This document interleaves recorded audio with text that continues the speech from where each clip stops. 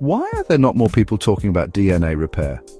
It's like having a microscopic repair crew inside every cell. All right, let's dive into the fascinating world of DNA mismatch repair. Think of your cells as a factory producing vital components.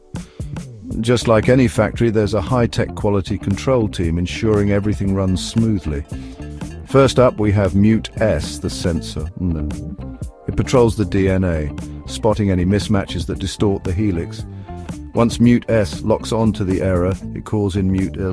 Mut L is like the matchmaker, bringing Mut S together with Mut H. Now Mut H is the detective.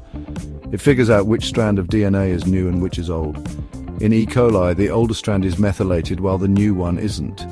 This helps Mut H make the right cut to fix the error. All these proteins work together like a cybernetic system. They change their behavior based on their interactions, much like a computer processor adapting to new tasks. In more complex organisms like us, this system gets even more sophisticated. We have multiple proteins similar to Mut S and Mut L, each targeting different types of errors. This two-stage proofreading process is like a manufacturing quality control system. It's based on surveillance and correction using multiple imprecise steps to achieve high precision. So, next time you think about DNA, remember the tiny, hard-working quality control team making sure everything stays just right.